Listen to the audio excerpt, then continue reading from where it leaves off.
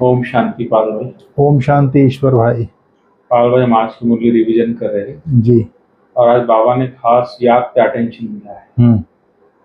कि बच्चे, तुम यहाँ बुद्धि योग से पाप को भस्म करने के लिए योग करते हो, तो वो व्यर्थ ना जाए, इसका ध्यान रखना बाबा होता है। क्योंकि याद में कई बार बैठते तो है लेकिन बुद्धि इधर उधर भटकती कई बातों में, कई जगह भटकती रहती है। तो बाबा ने बोला ये नहीं होना चाहिए।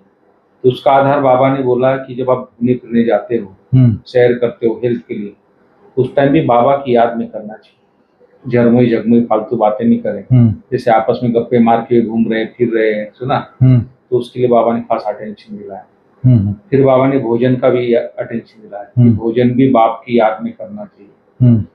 तो इस तरह छोटी छोटी अगर दिनचर्या हमारी अच्छी रहेगी तो जब हम योग में बैठेंगे तो हमारी बुद्धि भटकेगी। और बुद्धि में बहुत सारी बातें आप लेके बैठते हो, दिन भर की आप उलझने, बहुत सारी बातें इधर उधर की, पर चिंतन प्रदर्शन, कई सारा कचरा इकट्ठा करके बैठोगे तो बुद्धि फिर उसमें भटकती रहती है। जब योग में बैठे कोई याद आती रहती बात, इसलिए दिनचर्या इसका आधार है। तो जो बाबा ने मुरली में आज बताया है किस तरह आपको चलना है, किस तरह रहना है। और दूसरी बात, लोग लालच बहुत मनुष्य में बुरा विकार बाबा ने बताया, जो लालच के वश होके चीजें इकट्ठा करके रख देते बाबा बोलते, तो वही मुसीबत बन के याद आएगी बोले अंतिम समय। तो भी बाबा ने आज इशारा दिया है, जितनी आवश्यकता उतना ही चीजें भी रखना चाहिए। कि तुम सन्यासी हो, वैरागी हो, बाबा ने 2 दिन से मुरली भी चला रहे हैं, तो जो आवश्यक है जरूर रखो, लेकिन बिना मतलब के इकट्ठा करके रखो आप कई चीजें। तो इस बाबा ने आज बहुत सारी बातों का अटेंशन पालवा दिलाया है। तो आप थोड़ा क्लियर कीजिए आज की बाबा की और भी क्या बातें शिक्षा है, थोड़ा बताइए। ओम शांति ईश्वर भाई। ओम शांति। आज हम लोग 2 जुलाई 2024 की मुरली रिवीजन कर रहे हैं जी। आज बाबा ने खास याद के ऊपर अटेंशन दिलवाया है जी। बुद्धि इधर उधर नहीं भटकनी चाहिए। बिल्कुल। उसके लिए बाबा ने कहा है झरमुई झुगमुई नहीं करना है। अगर 2 आदमी रहते हो, साथ में कोई है, तो झरमुई झुगमुई नहीं करना है। क्योंकि बुद्धि जैसी बात करेंगे, 2 आदमी रह के परचिंतन करेंगे तो हमारी बुद्धि भटकना शुरू कर देगा, वही बुद्धि जाएगी जो बात करेंगे। तो आज बाबा ने खास बुद्धि के लिए बोला है। बुद्धि योग है हमारा, ये जो राज योग है ना, परमात्मा को याद जो करना है वो बुद्धि का योग है। बुद्धि के विमान द्वारा बैठ के हम परम धाम जाते हैं। जैसे आप यहाँ बैठे हो जी, आपका घर में अपने भाई को, अपने बहन को याद करना है, तो आप 1 सेकंड में वहां जा सकते हो। किससे जाएंगे? बुद्धि से जाएंगे।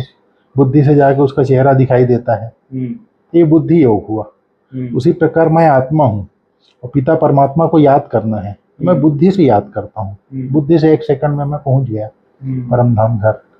बाबा बिंदी मैं आत्मा बिंदी, तो ये हमारा बुद्धि योग है। तो बुद्धि में अगर कचरा भरा रहेगा, झरमुई झुगमुई करेंगे, तो बुद्धि योग नहीं होगा, बुद्धि का भटकना शुरू हो जाएगा, शांत में नहीं बैठ सकेंगे। इसीलिए आज बाबा ने कहा है, मीठे बच्चे, तुम यहाँ याद में रहकर पाप दग्ध करने के लिए आए हो, इसलिए बुद्धि योग निष्फल ना जाए, इस बात का पूरा ध्यान रखना है।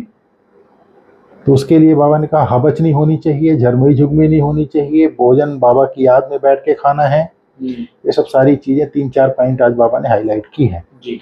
आज बाबा ने कहा है इस बात का पूरा ध्यान रखना है कि बुद्धि निष्फल न जाए, बुद्धि एकाग्र हो। फिर बाबा ने कहा कौन सा सूक्ष्म विकार अंत में मुसीबत खड़ी कर देता है। बाबा ने कहा अगर सूक्ष्म में भी हवच है, लालच है जी, संचय वृत्ति है, बाबा हमको एक विस्तार को संकीर्ण करने की शक्ति देता है ना जी, समेटने की शक्ति, पेटारा समेटने की भी शक्ति देता है जी। उसी प्रकार आज बाबा बोलता है ये जमा करते हैं लोग। अगर सूक्ष्म में भी हवच, लालच का विकार है, कोई चीज हवच के कारण इकट्ठी करके अपने पास जमा करके रख दी, तो वही अंत में मुसीबत के रूप में याद आती है। इसलिए बाबा कहते हैं बच्चे अपने पास कुछ भी न रखो, तुम्हें सब संकल्पों को भी समेट कर बाप की याद में रहने की आदत डालनी है। इसलिए देही अभिमानी बनने का अभ्यास करो।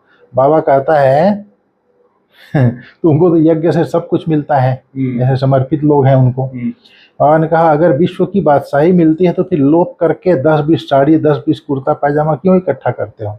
अगर बहुत चीजें इकट्ठी करते रहेंगे तो मरने समय भी याद आएगा। इसलिए मिसाल देते हैं, किसी की स्त्री ने कहा था लाठी भी छोड़ दें तो लाठी याद आएगा। फिर बाबा ने कहा है बच्चों को रोज बाप याद दिलाते हैं देही अभिमानी बनो, क्योंकि बुद्धि इधर उधर जाती है। अगर देह अभिमानी बने तो देह में बुद्धि गई तो बुद्धि इधर उधर जाती रहती है।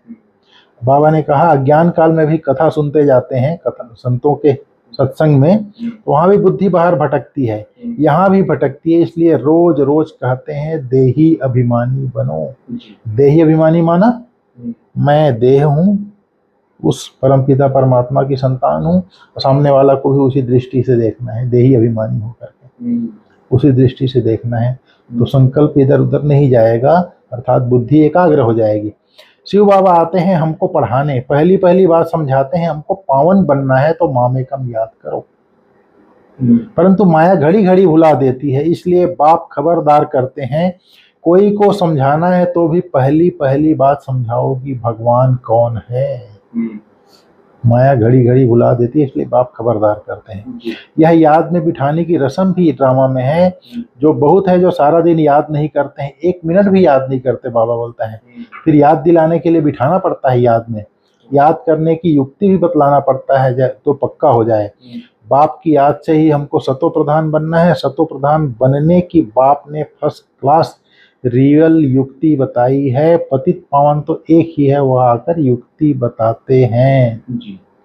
बाबा ने कहा है, बाप कहते हैं अब सुख धाम में जाना है तो मुझे याद करो, याद से तुम्हारी आत्मा सतो प्रधान बन जाएगी। याद के यात्रा में कमी है, इसलिए समझते हैं अभी टाइम है। याद की यात्रा जितनी होनी चाहिए उतनी नहीं है। तुम पैगाम पहुंचाते हो ड्रामा के प्लान अनुसार, कोई को पैगाम नहीं देते हैं, गोया सर्विस नहीं करते हैं। सारी दुनिया में पैगाम तो पहुंचाना है कि कहते हैं बाप कहते हैं मामेकम याद करो। इस समय तुमको मिलती है ईश्वरीय मत, पहले थी मानव मत, दोनों में रात दिन का फर्क है। मानव मत कहता है ईश्वर सर्वव्यापी है, ईश्वर की मत कहती है सर्वव्यापी नहीं है। बाप कहते हैं मैं आया हूँ स्वर्ग की स्थापना करने, तो जरूर यह नरक है। यहाँ 5 विकार सब में प्रवेश है। निराकारी दुनिया है, तब तो मैं आता हूँ निर्विकारी बनाने के लिए। इसलिए सिद्ध है कि पाप सर्वव्यापी नहीं है। बाबा ने कहा जो बहुत होशियार है उनको टीचर कहा जाता है, कम होशियार है उनको स्टूडेंट कहा जाता है। तुम्हें सबको पैगाम देना है, पूछना है, लोगों से पूछना है भगवान को जानते हो। फिर बाबा ने कहा यह है बेहद की पढ़ाई, पढ़ाई के अनुसार ही नंबरवार पद पाते हैं। भल पढ़ाई एक ही है मनुष्य से देवता बनने की, परंतु डिनाइस्टी बनती है। यह भी बुद्धि में आना चाहिए कि हम कौन सा पद पाएंगे। राजा बनना तो मेहनत का काम है, राजाओं के पास दास दासियां भी होते हैं। दास दासियां कौन बनेंगे तुम समझ सकते हो, बोलता है बाबा।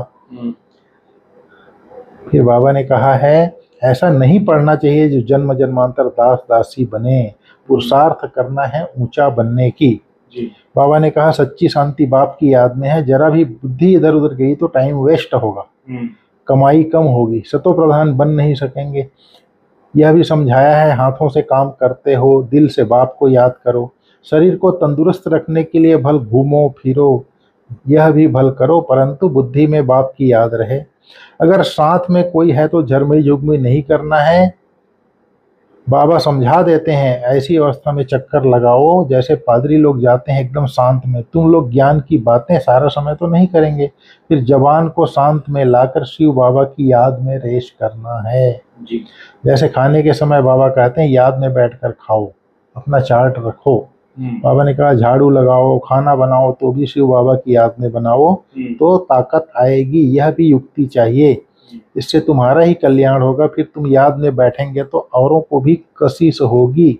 एक दो को कशिश होती है ना, जितना तुम जास्ती याद में रहेंगे उतना सन्नाटा हो जाएगा। 1-2 का प्रभाव ड्रामानुसार पड़ता ही है। याद की यात्रा तो बहुत कल्याणकारी है, इसमें झूठ बोलने की दरकार नहीं है।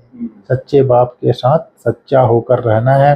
फिर बाबा ने आज सार में बोला है बाप की याद में बैठते समय जरा भी बुद्धि इधर उधर नहीं भटकनी चाहिए। उसके लिए चाहिए मुरली की पढ़ाई और मंथन। बुद्धि इधर उधर न भटके उसके लिए। सदा कमाई जमा होती रहे, याद ऐसी हो जो सन्नाटा छा जाए। बाबा ने कहा शरीर को तंदुरुस्त रखने के लिए घूमने फिरने जाते हो तो आपस में झरमुई झुगमुई नहीं करना है। झरमुई झुगमुई माना परचिंतन।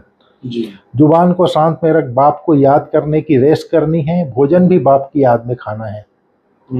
आज बाबा ने वरदान दिया है निश्चय बुद्धिवन कमजोर संकल्पों की जाल को समाप्त करने वाले सफलता संपन्न भव। अभी तक मेजॉरिटी बच्चे कमजोर संकल्पों को स्वयं ही इमर्ज करते हैं। सोचते हैं पता नहीं होगा या नहीं होगा, क्या होगा। यह कमजोर संकल्प ही दीवार बन जाते हैं और सफलता उस दीवार के अंदर छिप जाती है। माया कमजोर संकल्पों की जाल बिछा देती है, उसी जाल में फंस जाते हैं। इसलिए मैं निश्चय बुद्धि आत्मा हूँ, सफलता मेरा जन्म सिद्ध अधिकार है। इस स्मृति से कमजोर संकल्पों को समाप्त करो। समझ में आया जी। कमजोर संकल्पों को स्वयं ही इमर्ज करते हैं। होगा नहीं होगा, कर पाएंगे नहीं कर पाएंगे, ये सब कमजोरी का संकल्प है। इसलिए बाबा बोलता है निश्चय बुद्धि विजयी रतन हूँ, सफलता मेरा जन्म सिद्ध अधिकार है। इस स्मृति से कमजोर संकल्पों को समाप्त करो। श्रेष्ठ संकल्प करेंगे तो निकृष्ट संकल्प ऑटोमेटिक खत्म हो जाएंगे, अर्थात कमजोर संकल्प खत्म हो जाएंगे। आज बाबा ने कहा है स्लोगन में तीसरा नेत्र ज्वालामुखी नेत्र खुला रहे तो माया शक्तिहीन बन जाएगी। तीसरा नेत्र क्या है? ज्ञान। सदा जागती ज्योत बन के रहना है। तीसरा नेत्र खुला रहे, मैं आत्मा हूँ बुद्धि में हमेशा रहे। तो ये है सोमान में स्थित रहे, यही है बुद्धि से तीसरा नेत्र खुला रहे, आत्मिक स्वरूप में स्थित रहे। तो तीसरा नेत्र ज्वालामुखी नेत्र खुला रहे तो माया शक्तिहीन हो जाएगी, आ ही नहीं सकती। जहाँ देही अभिमानी अवस्था है वहाँ देह अभिमान आ ही नहीं सकता। ठीक है भाई साहब, ओम शांति।